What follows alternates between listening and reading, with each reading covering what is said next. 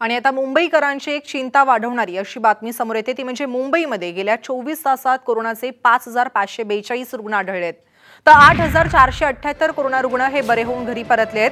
गेल्या 24 तासात 66 कोरोना रुग्णांचा मृत्यूही मुंबईत झालाय। याचबरोबर कोरोना रुग्णवाढीचा दर हा 58 दिवसांच्या वर पोहोचलाय।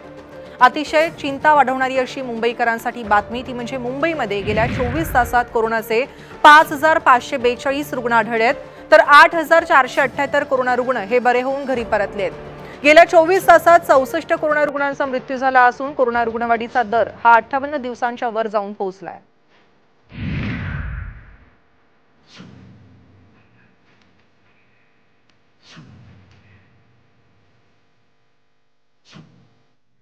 वळूयात पुढच्या बातमीकडे ती म्हणजे राज्यातील वाढत्या कोरोनाचा धोका मोठ्या प्रमाणात सध्या वाढतोय। दरम्यान कल्याण पूर्वचे आमदार गणपत गायकवाड यांनी नागरिकांच्या हिताचा विचार करून 1 करोड रुपये आमदार निधीमधून ऑक्सिजन प्लांट उभा करण्यासाठी दिलाय।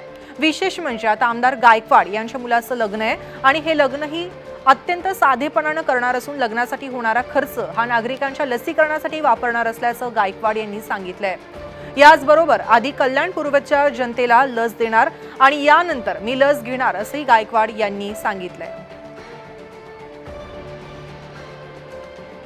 मी लस माझ्या कल्याण पूर्वच्या जास्तीत जास्त जनतेला लसीकरण व्हावं, त्यांना लस भेटल्याच्या नंतरच मी लस घेईन। कारण की आज आपण जर बघितलं असेल तर एखादा सर्वसामान्य माणूस असेल तो लसीकरणासाठी भटकत आहे इकडे तिकडे आणि मग आपण जर आधी लसी घेतल्या तर या सर्वसामान्य लोकांना लसीचा तुटवता लागेल। मी माझ्या मुलाच्या लग्नामध्ये सुद्धा एक साध्या पद्धतीने लग्न करणार आहे आणि त्या साध्या पद्धतीने लग्न करताना जे पैसे आपण लग्नासाठी खर्च करणार होतो ते मी कल्याण पूर्वच्या जनतेच्या लसीकरणासाठी मी माझे वैयक्तिक पैसे मी तिथे खर्च करणार आहे।